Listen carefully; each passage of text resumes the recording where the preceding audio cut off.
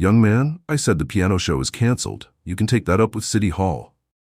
Those were the words that stopped Elijah Parker in his tracks, spoken by a mayor desperate to bury scandal, even if it meant silencing a child's music.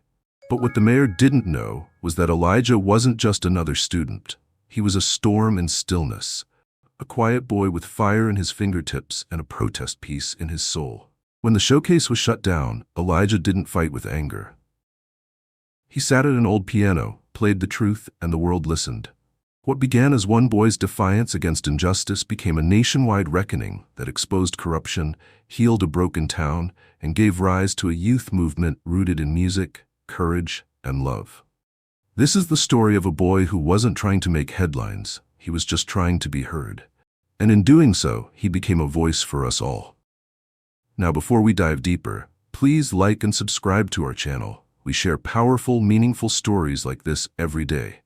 And drop a comment below to let us know what time and where you're watching from. Thank you so much, and now, let's get back to the story. "Young man," I said, "the event is canceled. There will be no piano show this year. Do I make myself clear?" The mayor's voice cracked like a whip across the packed town hall, sharp enough to hush even the loudest murmur. A hush fell over the room as chairs creaked and people turned to look at the boy standing alone near the aisle. He didn't speak, didn't flinch, just blinked slowly and kept his hands buried in the front pocket of a soft gray hoodie. Elijah Parker, 13 years old and barely tall enough to look the mayor in the eye, stared up at the podium where Mayor Harold Winslow stood, flushed and defensive, trying to bury scandal beneath red tape. The boy's mother, Naomi, sat 2 rows behind him. Her pen was paused above her notepad, her eyes blazing not with surprise, but confirmation. She had written the piece exposing the mayor's misappropriation of city funds only 3 weeks earlier, and she had known there would be consequences. She just hadn't expected them to fall on her son. "Elijah," she whispered gently, willing him to turn around and walk back to her. But he didn't. "I practiced for 6 months, Elijah said, his voice quiet but somehow weightier than the mayor's. "It's not fair to take it out on everyone." A murmur of agreement rippled through the crowd. Parents, teachers, students who'd been rehearsing for the annual Spring Harmony Showcase, a town tradition for nearly 2 decades. It was a gentle evening of music from local kids, held in the high school gymnasium, filled with pride and out-of-tune clarinets and the occasional magic moment when someone, just one, would remind the room what it meant to feel something real. "I'm not taking it out on anyone," the mayor snapped, smoothing his lapel with practiced irritation. "The funds have been reallocated. That's all." A woman in the 3rd row stood up. "Reallocated to where?" "To urgent city matters," Winslow snapped, "like the new community development office." "You mean the new office in that building your brother just bought?" another voice shouted. The crowd shifted again, buzzing louder now, like a swarm that smelled truth under its skin. "Elijah," Naomi said again, this time louder, her voice threading through the dissonance. He turned to her briefly, but something settled behind his eyes. Not defiance, not even anger, just stillness. Like silence before the storm. When they got home, the night pressed around them like a curtain. Naomi's fingers hovered over the keyboard, article half-written, coffee going cold beside her. Elijah sat at the upright piano in their small living room, the same battered instrument she'd bought at a yard sale when he was 6. He touched a single key, held it down until the note faded into the hum of the refrigerator. "Mom?" She looked up. "I think I want to write something new," he said softly. Naomi tilted her head. "What kind of piece?" He paused, then said, "A song that sounds like the truth." She didn't press, she just nodded.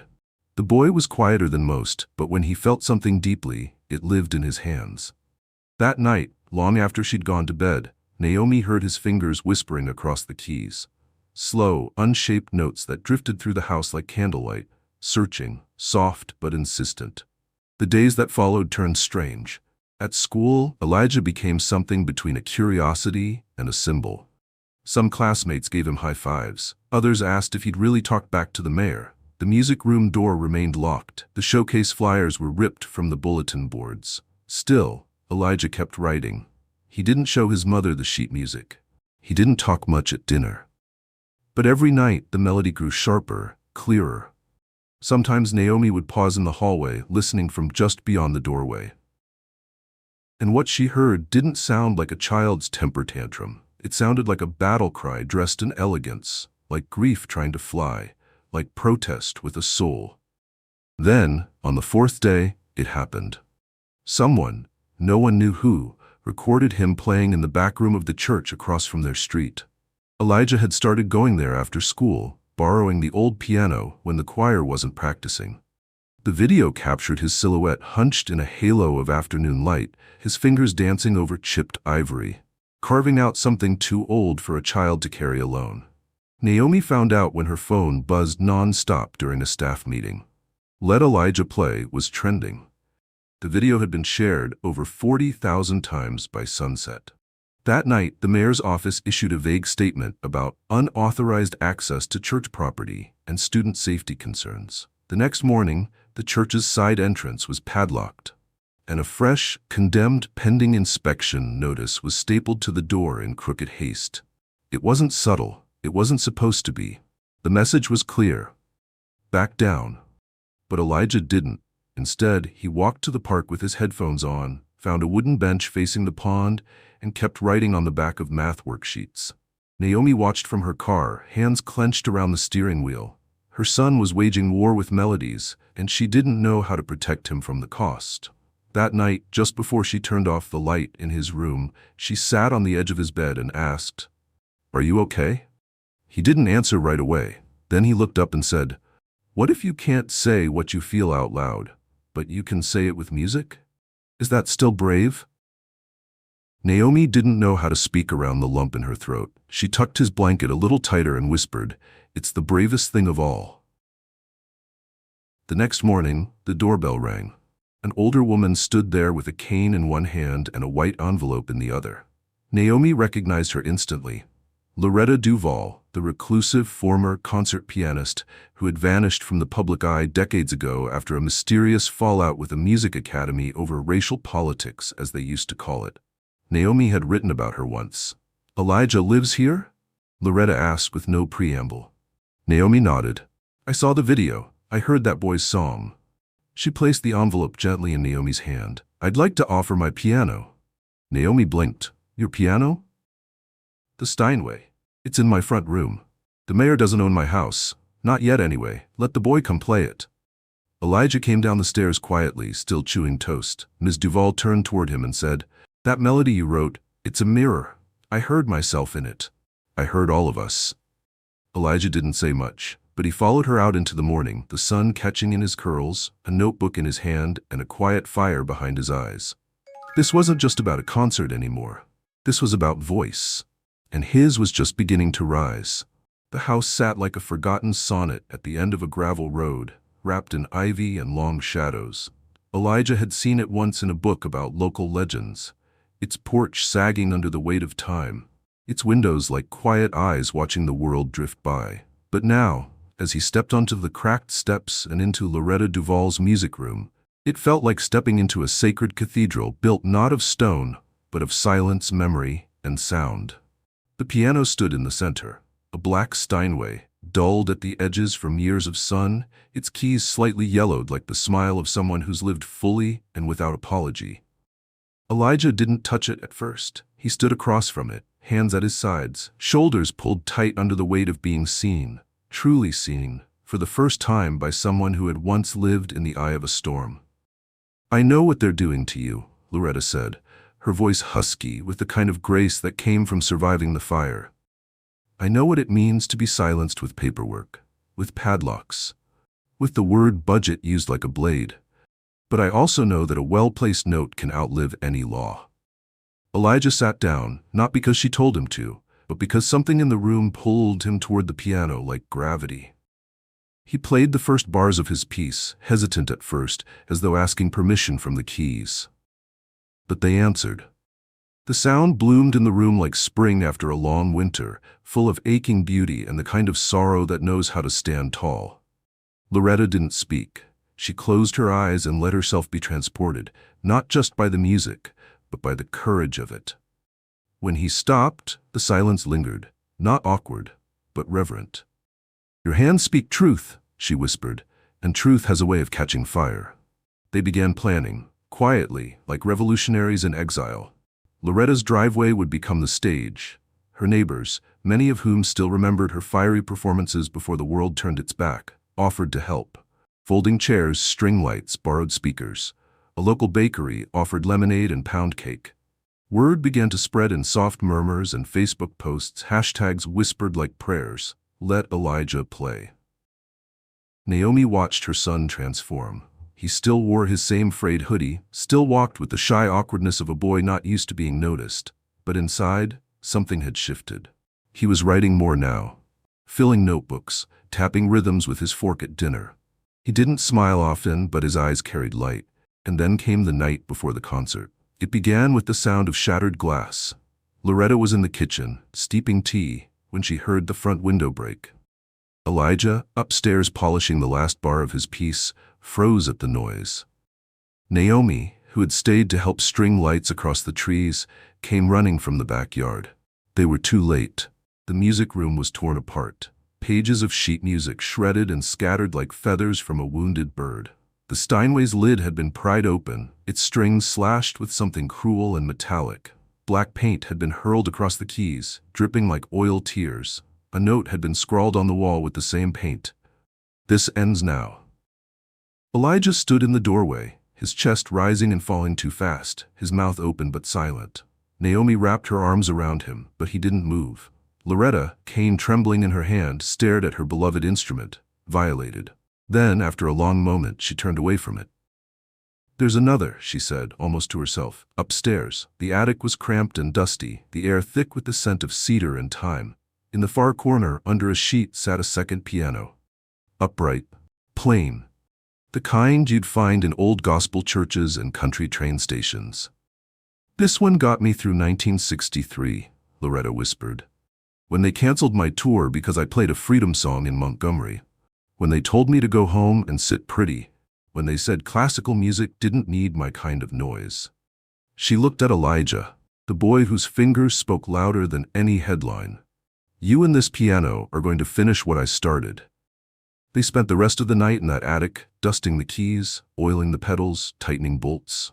Elijah tested each note carefully, adjusting his phrasing, translating his protest piece for a new, raw voice. Naomi watched from the corner, her phone still clutched in her hand, the police report half finished and forgotten. Outside, the world turned quietly. But inside that attic, something was being reborn. By morning, the sun rose with unusual softness, painting the world in golden light, as if it, too, understood what this day meant. The driveway stage was reassembled. More people arrived than anyone expected. Some brought flowers. Others brought folding chairs, a few brought cameras. Reporters from local news stations trickled in, and then larger crews from nearby cities. One outlet had dubbed it the Music Boys' Stand. Naomi paced behind the curtain of bedsheets Loretta had strung between two trees, trying to calm her breath. But when she turned and saw Elijah step onto the driveway, dressed in a plain button-up and holding his worn sheet music like armor, her heart stopped aching and simply swelled. He walked to the upright piano as if to an altar. The crowd hushed. And Elijah Parker sat down to tell the truth the only way he knew how. The crowd leaned forward, barely breathing. Elijah's fingers hovered above the keys, not touching yet, just suspended like falling leaves frozen in time. His eyes didn't scan the audience. He wasn't looking for approval. He wasn't even looking to be seen. He was listening. Listening for the hum of wind across Loretta's roof, for the way silence trembled before something brave. And then, he played the first note. It wasn't loud. It wasn't flashy. It was a low, aching D held just a breath too long, like the echo of a forgotten voice. Then another, then a third. Each note stacked onto the next with a kind of trembling intention, as if he were stitching a wound back together, one fragile thread at a time. The music was not written to impress. It was written to remember. To speak for the locked doors and torn-down flyers, for the shuttered churches and silenced kids, for the piano keys smeared with black paint. The melody built slowly, pulling the audience into a current they hadn't realized they were already floating in. It was more than music. It was memory. It was rage softened by grace. A child in the third row gasped softly when Elijah's right hand suddenly leapt, breaking into a flutter of trills that mimicked sirens, those eerie, rising howls that could mean help or harm, depending on where you stood. Then came the chords. Heavy, unrelenting, like boots on pavement, like fists on podiums. Elijah leaned into them, eyes closed, his whole body moving with the rhythm now. Each note came like a blow, but not one of violence, one of defiance, one of a child refusing to bow, and the audience felt it. Some sat rigid, hands clasped so tightly their knuckles went white. Others wept openly. A man in a worn veteran's cap wiped his cheeks and whispered something no one could hear. A teacher from Elijah's school held her chest, as if trying to hold her heart still. Loretta stood at the edge of the driveway, her cane trembling in her hand. She had once played for world leaders and presidents, but she had never heard anything like this. Because this wasn't performance. This was protest. Halfway through, Elijah shifted. The melody lightened, still somber, still wounded, but with something threading beneath it now, hope. The chords lifted. A motif emerged, soft and warm like a mother's lullaby tucked inside the chaos, like the voice of someone who survived and chose to forgive. He began to interlace themes, whispers of church hymns, fragments of his mother's favorite lullaby. Even the rising hum of a train, he recreated it with such eerie precision that heads turned, expecting to see metal on tracks in the distance. And then, the climax came. He struck a discordant chord, a jarring, clashing scream of sound. The audience jolted, and then he paused, just long enough for the silence to ache, and he resolved it. He played a single melody that folded every painful theme into one clean, soaring phrase. It sounded like freedom. When the final note rang out, clear, suspended, heartbreaking, it hung in the air like a question waiting for an honest answer. And then, nothing. Not applause, not whispers, just stunned stillness. Then a single clap, then two. Then the sound rolled through the street like thunder breaking open the sky. They didn't cheer, they roared, not because the music was perfect, but because it was true. Elijah sat still for a moment, his hands falling into his lap, his chest rising and falling like someone who had run a great distance and finally stopped at the edge of the sea. He stood, turned slightly toward Loretta, and bowed. She bowed back. Naomi was already walking toward him, her hands pressed to her mouth, her eyes swimming. She met him beside the piano and pulled him close, pressing her forehead to his, whispering nothing but the words, "I'm proud of you," again and again. The crowd kept clapping. Reporters snapped photos, capturing the cracked upright piano, the boy in his wrinkled shirt, the black woman with silver hair standing proud as an oak. And somewhere between the shutters and spotlights, something shifted in the bones of the town. Later that night, after the chairs had been folded and the lights taken down, Elijah sat on Loretta's porch watching the sky turn velvet. Naomi sat beside him, sipping tea with both hands. He didn't say much. He didn't have to. She reached over and took his hand, squeezed it gently. "You didn't just play today," she whispered. "You gave them something they'll carry for the rest of their lives." He turned to her, voice quiet, gaze distant. "I didn't want to make anyone cry." "You didn't make them cry," she said, smiling. "You made them remember who they are." A breeze rolled across the yard, carrying the scent of grass and hope. Inside, Loretta was on the phone, speaking softly to a journalist from a national paper. She had turned down interviews for decades, but tonight she spoke. About Elijah, about the mayor, about art that told the truth, and about the moment music, once again, changed everything. The next morning, the town didn't wake up the same. It wasn't just the neighbors whispering over fences or the bakery scribbling Elijah's lemon bars on the chalkboard outside. It was the silence that had been broken. The kind that settles into a place when people have grown too tired or too scared to speak. And now, after one boy's song, that silence was gone. Naomi woke to find her inbox overflowing. Her phone, left charging on the kitchen counter overnight, buzzed in frantic bursts every few seconds. Calls from local stations, national anchors, podcasts she'd never heard of. The video of Elijah's driveway performance had been clipped and uploaded 100 different ways, some edits layered in voiceovers, others zoomed in on the tears falling down Loretta Duvall's cheeks. One particularly haunting version played in black and white, with subtitles spelling out Elijah's age like it was its own kind of tragedy. By 9 a.m., the The clip had over 2 million views. By noon, a news van was parked across the street. And by 3 p.m., a reporter from the Washington Globe stood on Naomi's porch with a photographer, politely asking if they could step inside for just a few words. Naomi said no, but she didn't close the door. Because something told her this wasn't about press, it was about momentum. About something long buried finally trying to breathe. Meanwhile, the mayor was nowhere to be found. His office released a stiff 2-line statement that morning.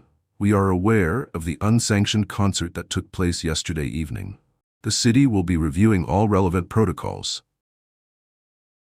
But the world wasn't interested in protocols anymore. They were interested in the truth. Old documents began surfacing online. Expense reports with curious signatures. A PDF trail tracing city beautification funds to private contractors with the last name Winslow. A Reddit thread compiled the mayor's speeches from the last 3 years and cross-referenced his voting record. Someone uploaded a drone video of the abandoned lot next to the town library, the one Mayor Winslow had promised would be turned into a youth center. It was still a dirt pit filled with rusted shopping carts.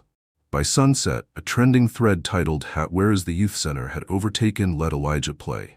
Naomi stared at the feed in disbelief. She had tried for years, writing exposés, filing complaints, standing behind a podium with nothing but a trembling voice and facts too dry to stir public fire. And now her son's music had done what her pen never could.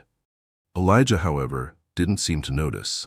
He sat at the kitchen table, headphones over his ears, gently tapping out new rhythms with a pencil. His plate of scrambled eggs remained untouched.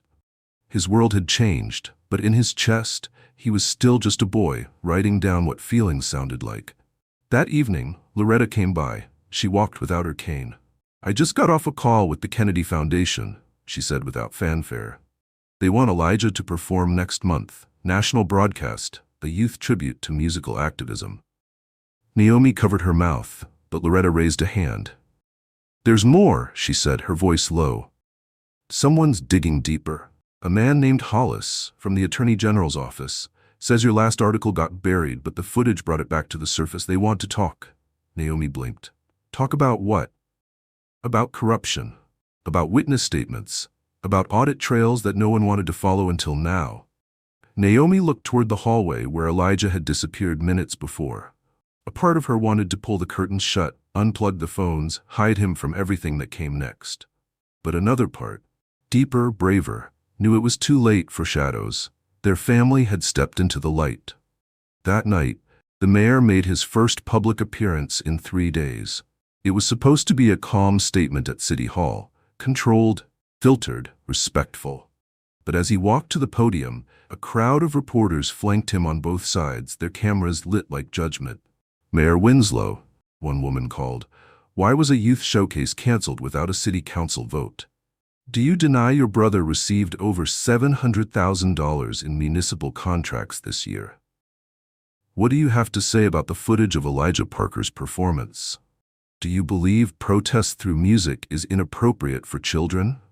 He tried to answer, at least at first. He stammered out words about public safety, about civic procedure, about false narratives pushed by the media. But the words died in the noise, because someone had set up a speaker across the street. And as the mayor stood sweating under the lights, the opening notes of Elijah's protest piece began to play. Note for note, each one loud, unignorable, pouring through the streets like a tide. The mayor froze. He tried to continue, but the music drowned him. He turned and left the podium. The crowd erupted. Across town, Naomi sat on the living room couch, watching it live. Elijah sat beside her, silent, his face unreadable. She didn't say a word, just reached over and laid her hand across his. He gave it a gentle squeeze. He didn't need revenge. He needed justice. And the world was finally listening. The morning after the mayor's disastrous press conference, the town felt like it was holding its breath.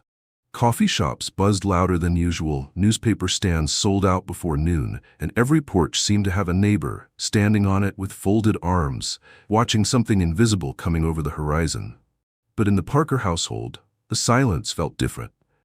It was the kind of silence that came when the world outside was loud, when headlines screamed and inboxes overflowed. But inside your own walls, you were still trying to remember how to breathe.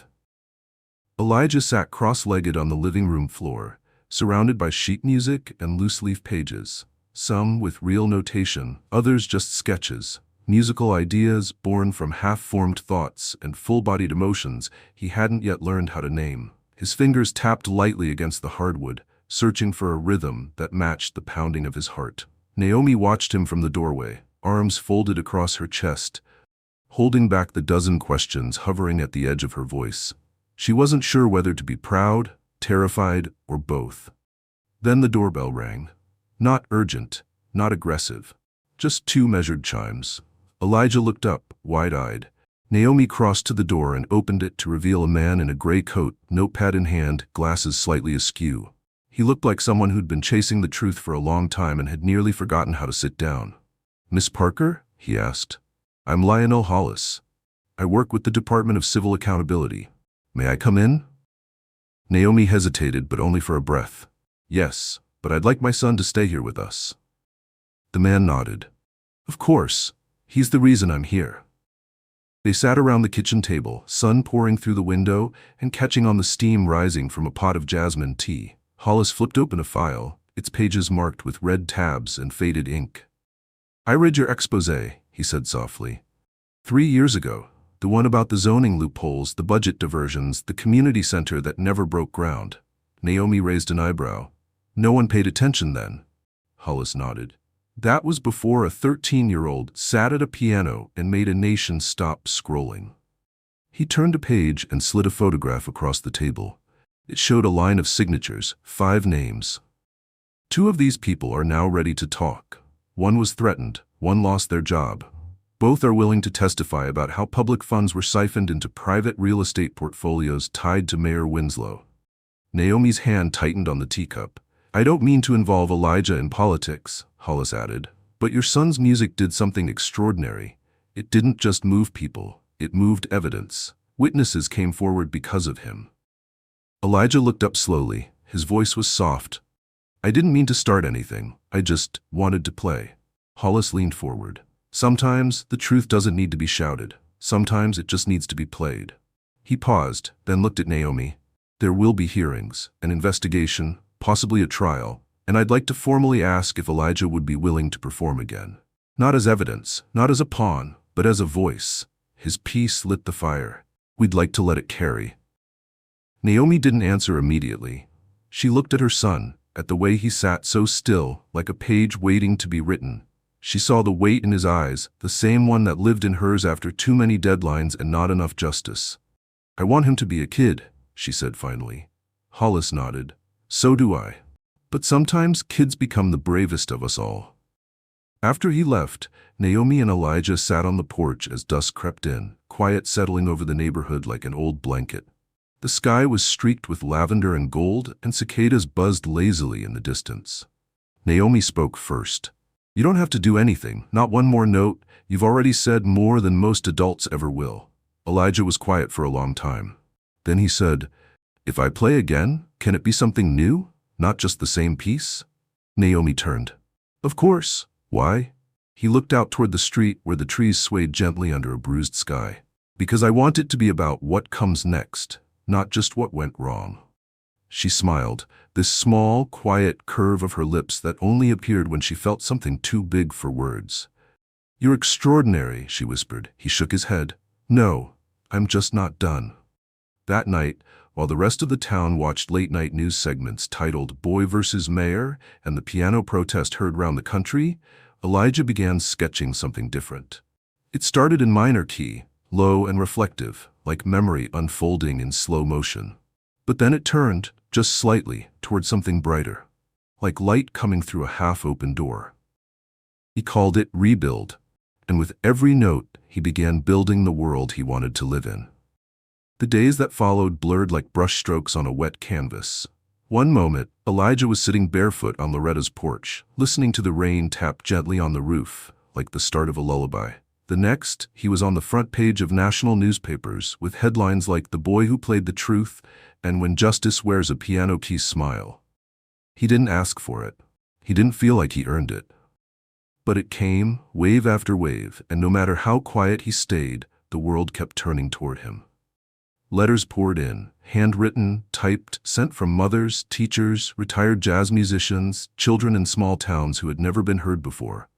Some folded artwork into their envelopes. Some wrote poems. Some just said thank you. Naomi kept them in a shoebox beside the piano. At night, when Elijah couldn't sleep, he would open the box and pull out one at random. He never read more than one at a time. One was enough. One was always enough. But with the praise came pressure. A representative from the Kennedy Foundation called to confirm the televised performance date. They wanted a new piece, something original, something hopeful. They wanted a statement, but not a protest. Let's shift the narrative, they said. Let's show healing. Then a nonprofit reached out, offering a full scholarship to one of the most prestigious music academies in the country. Then a documentary crew sent a request. Then a political PAC. Elijah stopped answering his phone. One afternoon, Naomi found him in Loretta's attic again, sitting at the old upright piano, his hands resting on the keys but unmoving. The light slanted through the narrow windows, dust swirling like golden threads in the air around him. "You haven't touched dinner," she said softly. "I'm not hungry." She sat beside him on the piano bench and waited. "You don't have to be a symbol," she said after a long silence. "You don't have to carry the whole world on your back, Eli." He didn't look at her. "I'm not trying to, but now people are watching, and I don't know what they want to hear." Naomi gently placed her hand over his.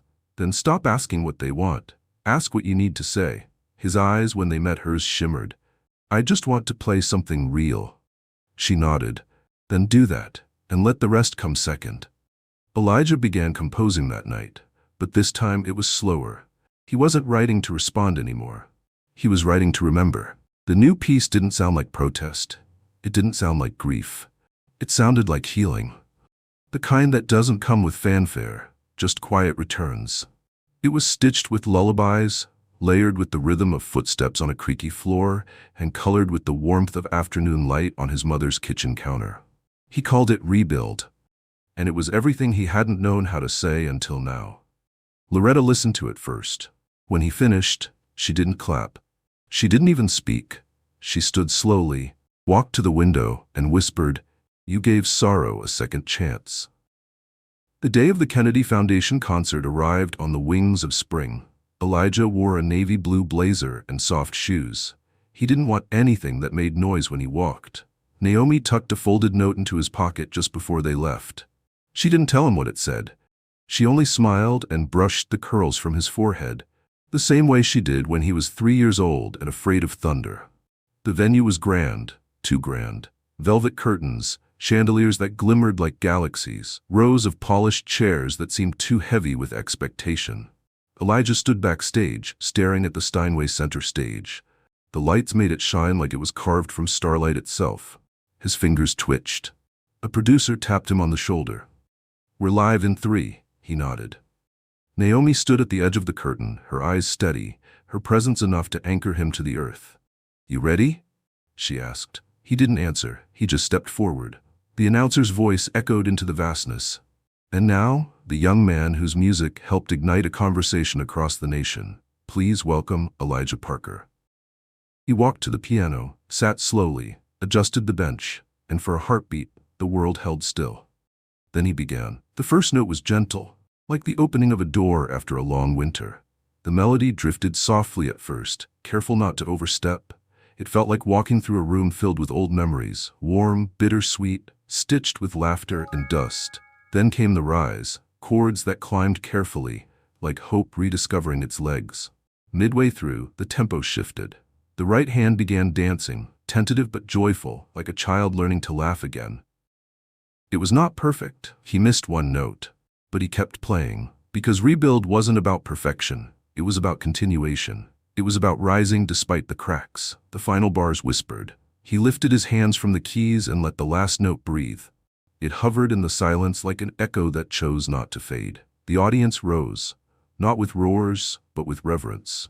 Some wiped their eyes, some just stood still and quiet, moved by something they couldn't name. Backstage, Naomi clutched the note she'd written for him, her heart too full to speak. When Elijah walked off stage, she finally handed it to him. He opened it slowly. 4 words. "You did it, baby." The first domino fell quietly. A city accountant named Meredith Doyle walked into the town courthouse just before noon, clutching a folder filled with copies, emails, invoices, handwritten memos. Her lipstick was faded, her blouse slightly wrinkled, but her hands didn't shake when she handed over the file. Inside were 7 years of secrets. Within a week, 2 more names followed: a zoning official and a retired contractor who had once overseen public housing projects.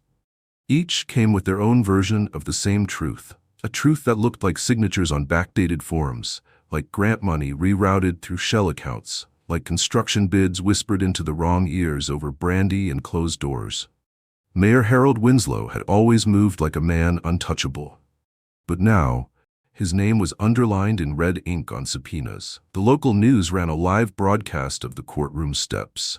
The mayor's attorney stammered through a vague defense, citing misunderstandings and politically motivated claims. But the people weren't listening anymore. Not when the youth center still hadn't been built. Not when Elijah's music had burned through the town's excuses like wildfire. Naomi watched the footage in the kitchen, the volume low. She didn't smile. There was no satisfaction in seeing someone fall, even if they deserved it. But there was a kind of peace in knowing that silence was no longer the final word. Meanwhile, Elijah was still drifting between the afterglow of performance and the weight of what followed. The night after the Kennedy Foundation concert, he lay awake long after midnight, staring at the glow-in-the-dark stars still stuck to his ceiling, remnants of a younger boy, simpler times.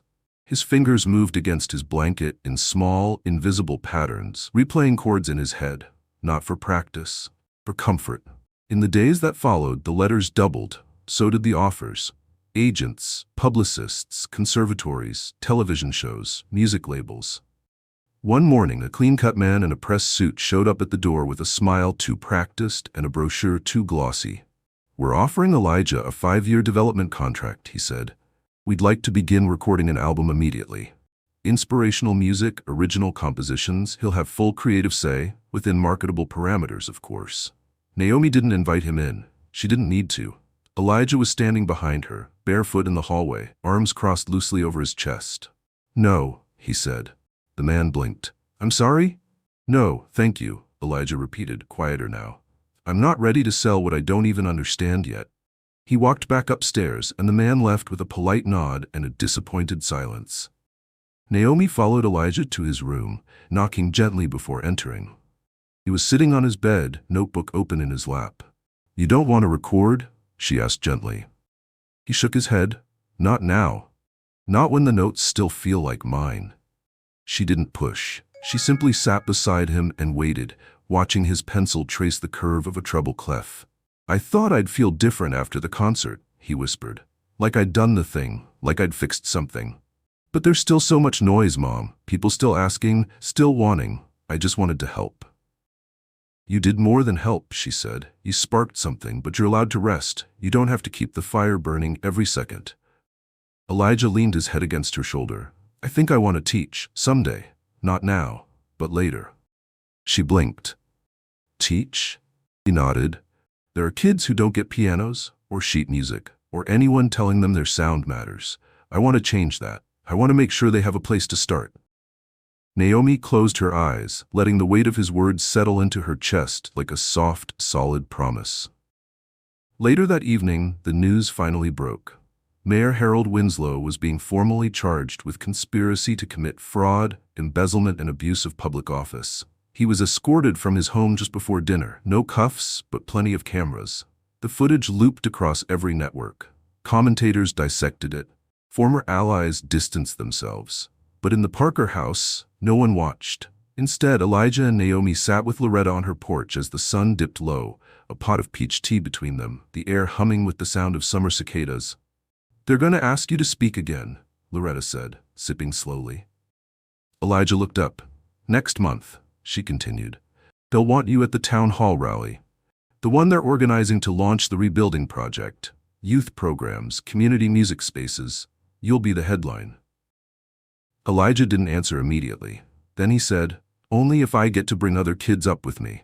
Loretta smiled. "Of course, that's what real music does. It shares the stage." The night settled in with a hush. Naomi walked home arm in arm with her son, the streets quiet, the lamplight golden. Halfway down the block, Elijah stopped. "What is it?" she asked. He pointed.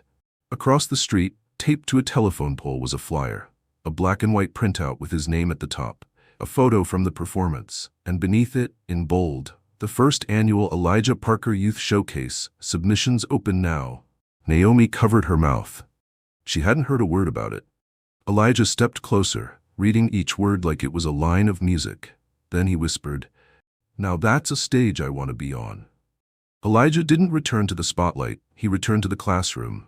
Not the kind with desks and chalkboards, but one tucked into the community library's back annex. An old room with green carpet and broken blinds that rattled whenever the wind brushed the windows just right.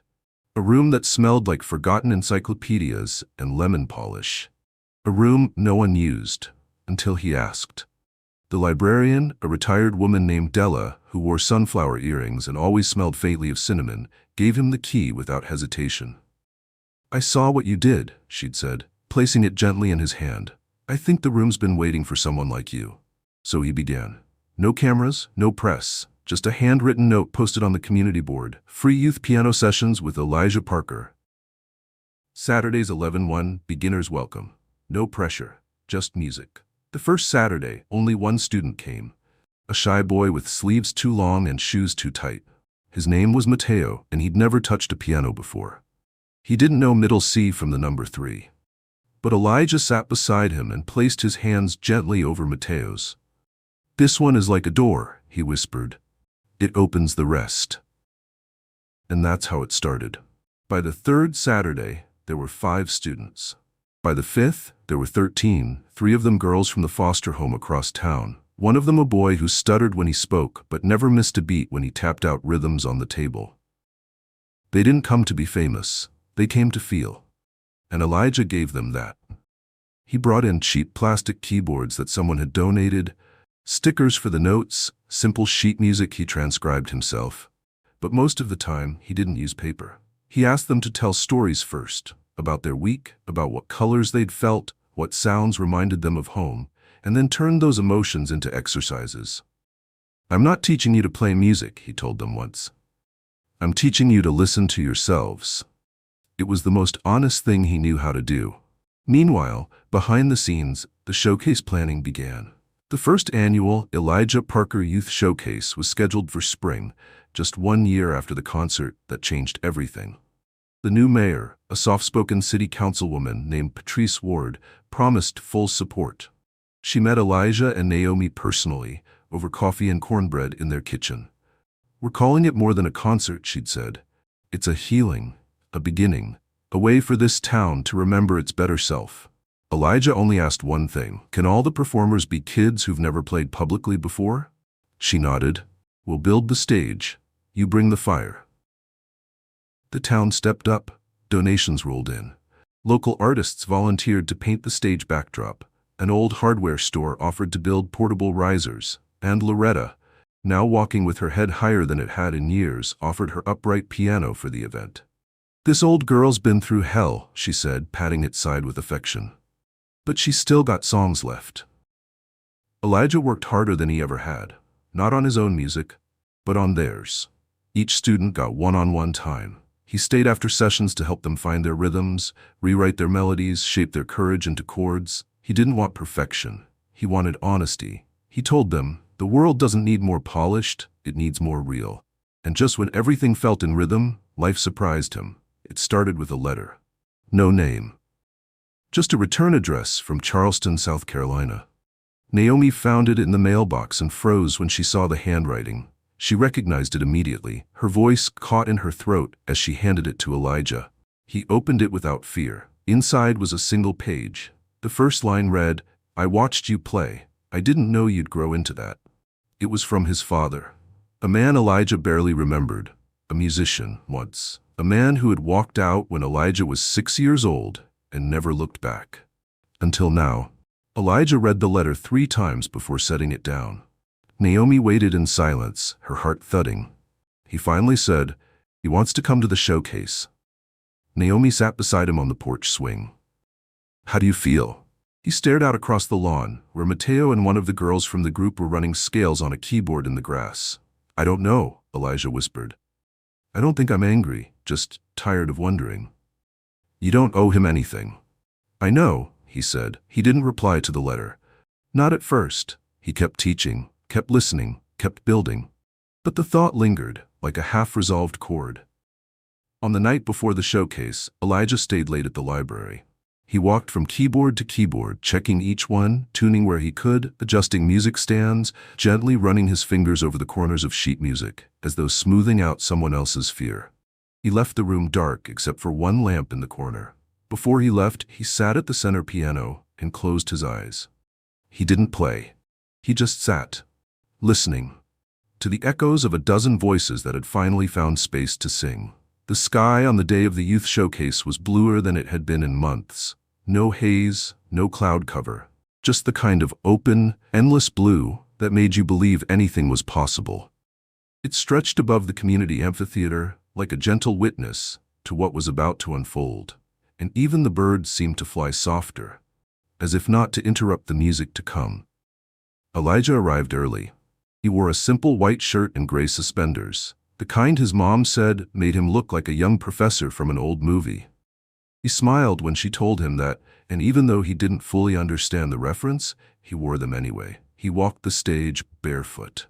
Not out of rebellion, out of reverence. He wanted to feel the wood under his feet, to know the ground beneath him was real, that it hadn't been taken away, that this moment hadn't been canceled or silenced. The stage was beautiful, built by volunteers, framed with vines and white flowers. Lanterns hung along the back row of trees. The community had gathered early, folding chairs stretched as far as the grass would allow, families bringing blankets and lawn snacks, grandparents in lawn chairs holding babies against their shoulders. And somewhere in that crowd, Elijah knew, sat a man he hadn't seen in 7 years. But he didn't let himself search for him. Not yet. Instead, he focused on the kids. Mateo was first. He walked on stage like his shoes were made of glass, his chin dipped low, a small paper in his trembling hands. But when he sat and played, halting at first then clearer, something happened. The crowd didn't just listen. They leaned in, they held their breath, they believed him, because his song wasn't polished. It was honest. When he finished, there was silence, and then a roar. The kind of roar you get when you've just watched someone discover their own voice. Mateo looked out across the sea of applause, blinking in disbelief. Elijah met his eyes from the side of the stage and nodded. One by one, the other students followed. A girl with frizzy curls played a waltz she'd written for her older sister, who had left for college. A boy with nervous hands but perfect timing performed a jazz piece inspired by the clinking of his father's tools in their garage. A foster teen named Kiara, who never spoke above a whisper, played a melody she called First Door Open, and when she finished, she didn't bow. She stood, back straight, as if the music had built her a spine. Each performance felt like a small revolution, not flashy, but sacred. And then it was Elijah's turn. The crowd hushed the moment his name was spoken. He didn't walk quickly, he didn't smile big, he moved like someone carrying something tender. He sat at Loretta's upright piano, brought on stage that morning by 6 volunteers and a great deal of care, and placed his fingers on the keys. But before he played, he spoke. "This isn't about me," he said, voice steady. "It never really was. This is about what we can build when people stop being afraid of each other's voices. This song is for beginnings." Then he started to play. It wasn't rebuild exactly. It was something new, a variation, a growth. The original melody was still there, somewhere underneath, soft, slow, born from heartbreak. But now it rose with more light. It was gentler, wiser. It didn't ask for justice anymore. It invited healing. His fingers moved like they were painting. Each note was a color, each silence a brushstroke. He looked calm, but Naomi, watching from the front row, saw the storm behind his eyes. She had seen it the night before, when he sat in the kitchen with the letter from his father tucked into his pocket, unread again, but worn at the edges like a memory you can't quite throw away. And now as he played, she saw the boy she had raised, wide-eyed, careful, loving, and the man he was becoming. One note at a time. When the final chord rang out, Elijah didn't bow. He closed his eyes and held the sound until it faded like the last breath before dawn. And the applause that followed wasn't deafening. It was endless. People rose to their feet not to cheer, but to honor. To honor the boy who had once been silenced. To honor the children who followed him. To honor the town that almost forgot how to listen and had finally remembered. Afterward, as the sun dipped low and the golden light painted the edges of the trees, people lingered. Elijah stood at the edge of the stage, shaking hands, accepting shy hugs from kids who looked at him the way people look at lighthouses. Then a voice behind him, low, familiar, almost scared. Elijah. He turned, and there he was, his father, older, softer, wearing a brown jacket that didn't quite fit and holding his hat in both hands like it might slip away if he didn't. I didn't come to make a scene, he said quickly. I saw the concert online. I needed to see you. You're so much more than I thought I'd find. Elijah didn't move, didn't speak. Naomi, standing nearby, watched with her heart clenched so tightly she thought it might tear. I don't expect forgiveness, his father continued. I know I left something sacred, and I've spent years wishing I hadn't. But if you'll let me, I'd like to hear you play again, even if it's from the back of a crowd. Elijah studied him, not with anger, but with a kind of careful wonder. Then he said quietly, "You can come next time." His father blinked, tears rushing up too fast to stop. Next time? Elijah nodded. If there is one. And with that, he turned back to help Kiara pack up her sheet music. It wasn't a reunion. Not yet. But it was a beginning. And sometimes, the first note is enough. The air after the concert felt different. It wasn't just that the music had ended, it was that something sacred had been released into the sky, and no one quite knew how to return to normal. People lingered long after the last chord. They gathered in clusters, not to talk about music, but to talk about feeling again. The old town that had once tried to silence a boy now listened more deeply. Children who had never touched a piano asked their parents if they could learn. A local carpenter offered to build benches for the new youth center, free of charge. A woman who once walked past Elijah and Naomi without so much as a nod stopped them now with eyes soft and wet. She simply said, "Thank you for not giving up." And Elijah didn't rush away. He stayed. He walked with Mateo to the edge of the lawn, helped Kiara fold her jacket, waved goodbye to the twins who had shared a duet. He hugged Loretta for a long time, her frail arms still strong, her eyes sparkling like someone who had just seen justice take root in her own backyard. Naomi stood a few steps away, watching her son. He had grown taller in the past year, somehow not just in height, but in presence. The boy who once curled into himself at the sound of a raised voice now walked with quiet certainty, his shoulders holding weight, but not burden. Later that evening, the house was calm. The sky had turned a velvety blue, and Elijah sat at the piano in the living room, the lamp casting a soft gold glow on his face. Naomi sat nearby, flipping through a scrapbook someone had left on their porch anonymously, filled with clippings, photos, handwritten notes from townspeople and students alike. "Did you know someone made this?" she asked, turning the page. Elijah smiled without looking up. "I saw them handing out pages after the show. I didn't take one. I didn't need it." She set it down. "How are you feeling?" He played a single note. "Let it fade." "I feel full." He paused, and a little empty. She understood. Because when you give your heart to something that big, it leaves a space behind, like the silence after a powerful song. Not sadness, just stillness. She stood and kissed the top of his head. "You changed something out there." "I think they changed something," he said. "I just played." Naomi looked at him, then sat beside him on the piano bench. "You did more than play, Elijah. You reminded them what truth sounds like and what healing feels like. You gave them something no court, no vote, no law ever could." He didn't reply. He just nodded, eyes glistening. Then he turned to her. "I want to keep going," he said. "I want to teach more, build the program, maybe even write something new. But not to be on TV, not to go viral, just to help them find their songs." She pulled him into her arms and held him close, whispering words only a mother could give, half blessing, half promise. A week later, construction began on the long-delayed youth center. This time, no shovels were ceremonial. The new mayor walked side by side with volunteers, dirt on her jeans, sweat on her brow. Loretta cut the ribbon 6 months later, her cane replaced by a microphone, her words laced with pride. The center was named after Naomi Parker in honor of her tireless work to speak truth, long before anyone listened. But the music wing? That was Elijah's. The room was simple. Rows of keyboards, open windows, shelves filled with sheet music. And above the whiteboard at the front, painted in bold black letters, "Every voice deserves to be heard." Elijah Parker.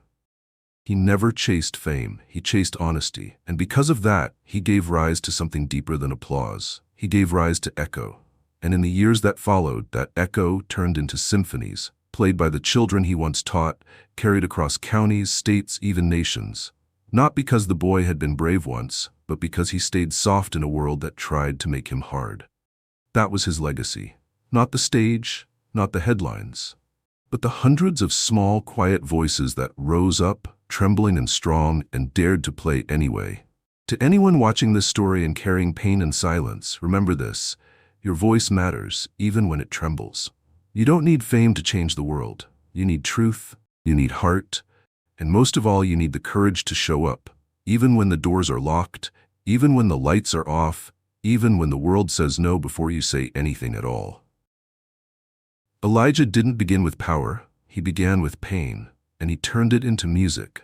We all have a piano somewhere, some instrument through which our truth can rise. Find yours, use it, let it carry you, and when it does, don't be surprised when others stop and listen, because courage is contagious.